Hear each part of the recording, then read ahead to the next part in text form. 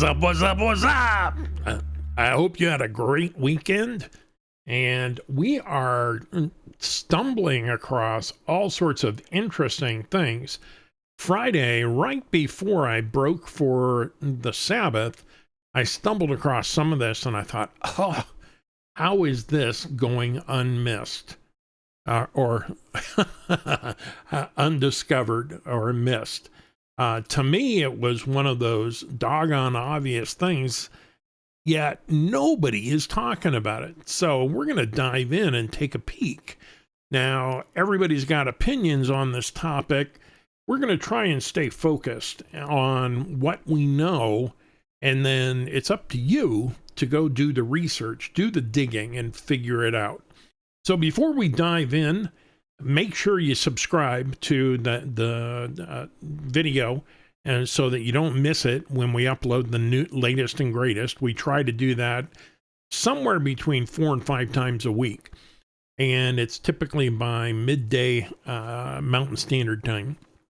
And the other thing, if you enjoy the content, help us beat the algorithms on the platform. Click like and then recommend it to friends. So without further ado, let's dive right in. Today we're going to talk about what is Antarctica. That may seem pretty obvious to a lot of folks. In fact, I would have just a year ago said, yeah, okay, whatever. But the reality is it is a lot bigger than people are being told. So many who have been educated in the school systems around the world, especially here in our own American school system, know that it's the seventh continent. But what if that whole perception is just that, a perception, and the reality is far more drastic and dramatic than we realize? There are many theories, and the simplest being another continent. But if that's true, why are there no-fly zones over the South Pole? And why do no commercial flights take this route? Look it up. There is not one commercial flight documented flying here. Go to FlightAware, investigate. You'll never find them going over the South Pole. Instead, many go over the North Pole, which in many cases just doesn't make sense if you look at it from a globe, until you look at it a bit differently. I've attached some great video links that just open the door on that narrative. It's important to look at all the facets and examine it with an open mind. Do not take at face value anything the science community has told you. Remember, they expect you to take it plain and simple, not challenge the obvious questions, which is not what the empirical method in science is all about. So let's look at a few things that we know for a fact. Who was Admiral Byrd? So Rear Admiral Richard Evelyn Byrd Jr. was born in 1888, and he passed 2 years before I was born, so 1957. He was an American naval officer and an explorer. He was a recipient of the Medal of Honor, the highest honor for valor given by the United States, and was a pioneering American aviator, polar explorer, and organizer of polar logistics. This guy was the expert. Aircraft flights in which he served as a navigator and expedition leader across the Atlantic, a segment of the Arctic, and a segment of the Antarctic plateau. Byrd claimed that his expeditions had been the first to reach both North and the South Pole by air. His claim to have reached the North Pole is disputed, but he's also known for discovering Mount Sidley, the largest dormant volcano in Antarctica. So, and considering the ships that they utilized, it is pretty doggone amazing they made it back. He's highly respected, yet when he started to divulge his findings, they're documented in the Missing Diary of Admiral Byrd, which you can order direct from Amazon here. He was quickly suppressed, and you have to ask why. Now, I've included, and I'm not going to play these videos on the article link. So this is a documentary film made in the 40s, and it explains what he was about and what his discoveries were about. What's interesting is this hour-long documentary on the secret land operation High Jump and it was the U.S. Navy's Antarctic expedition. This is part of what he documents in the diaries that were lost. And this is the story you don't want to hear. So this is fascinating documentary. So grab a glass of wine, a beer, a cup of coffee, whatever you drink, and sit back and listen to those stories. And some are told firsthand from Admiral Byrd himself. Others are told secondhand from those that were part of his expedition. So it is absolutely phenomenal information that you want to spend time with. Now, I've read his book, The Missing Diary of Admiral Byrd, and spoiler alert, I'll tell you, he did find as he went inland, he started to lose navigational clarity. His magnetic compass went wacko. And then there were things that appeared in the sky that actually, much like if you've ever seen any of the sci-fi movies, much like a tractor beam, took control of his aircraft and landed them in a protected area. So if you want to read up on that and what he discovered and what he documented, The Missing Diary of Admiral Byrd, it's not a work of fiction. This is a highly respected Rear Admiral who documented this, and that it was later suppressed. So you have to ask why. So let's take a brief look. Here's some interesting things about some land masses. Where have we heard these names before, and why are they being used? I won't belabor the point, but you're going to have to have heard of the various variants of C-19. Initially there was Delta, then there was Lambda, and now Omicron. The next area coming up, if you look, Delta, Lambda, Omicron islands. These are all around the Antarctic. The next one that is located in sequence is the Coronation Island. So typically a coronation comes when you lose royalty and have to bring in a new king or queen. Weren't we told of the failing health of Queenie? Who was going to be coronated?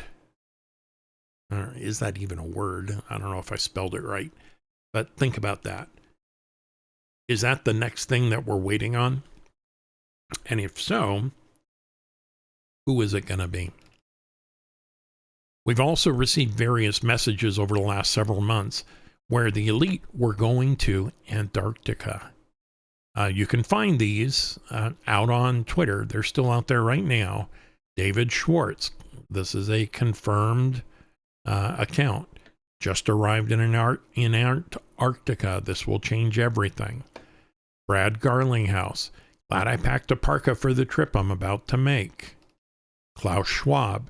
Next stop, Antarctica. Christine Lagarde. Important meeting in Antarctica in December.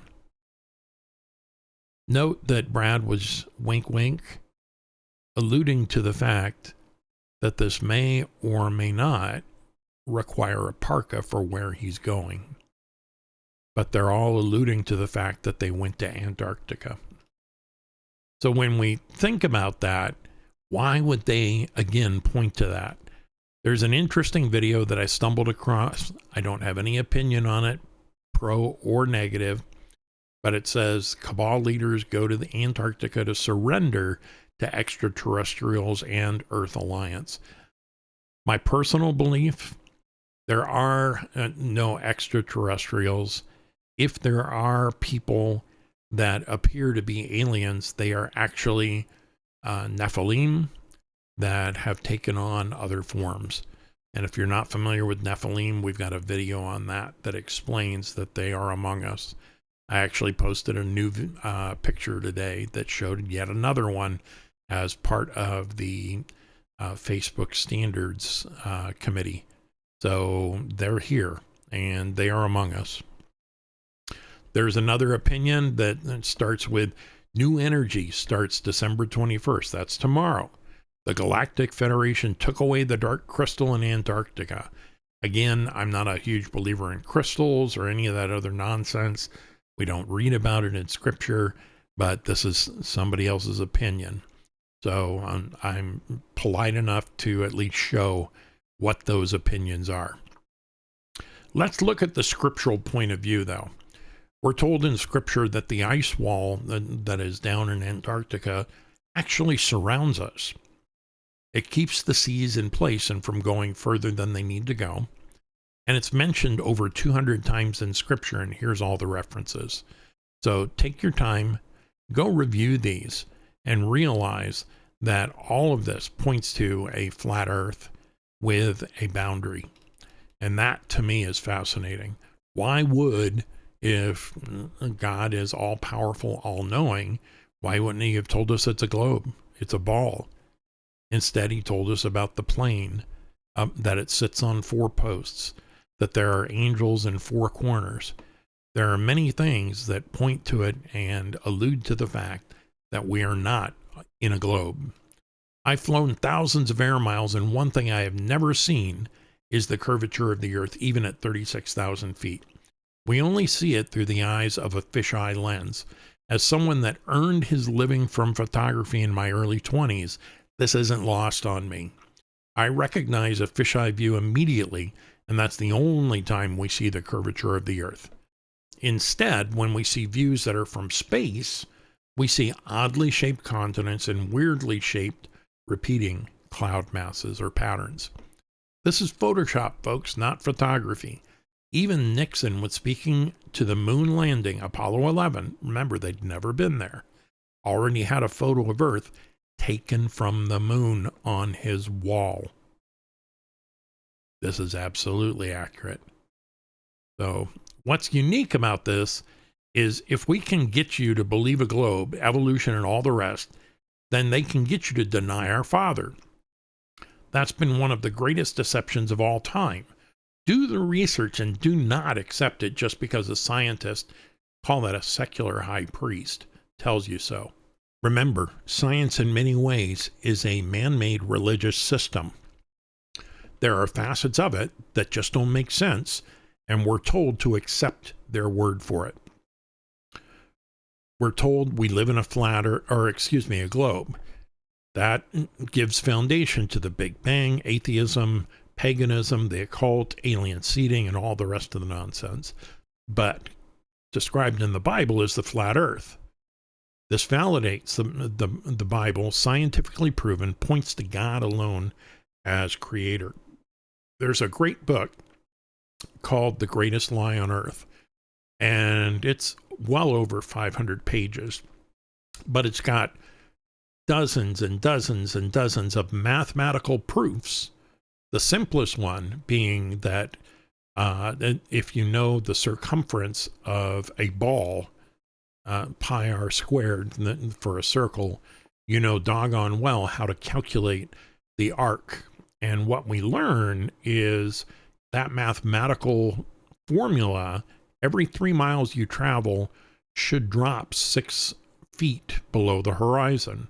So that if you're looking across Lake Michigan from Chicago, I believe that's right, it's about 25 miles. So technically, for every 3 miles, you should drop 6 feet. So that's roughly 8 segments of 3 miles. That should drop 48 feet. Yet we still see the shoreline with a really powerful optics. That's not an optical illusion. It's fact. So it's important to think about that. Take a look at the UN. Why would the UN use a flat earth picture that maps exactly to what we've figured out? Look at this flat earth picture. Here's a standard map of the world, flat earth map. It's the same. And this was from the 1800s. So take a look at that. Compare them side by side. Wow. Why does the UN use the flat earth map? The ice wall around the outside here. Again, here's another interpretation of the 4 corners of the earth. And I actually have this huge poster in my office. It's fascinating because when you start to realize what is possible geometrically with the sun, the moon, and the stars, all of a sudden you start to realize, wow, okay, this is actually very possible. Here's a depiction of what the description in Scripture says of the various things within our view. We have the sun, the moon, and the stars.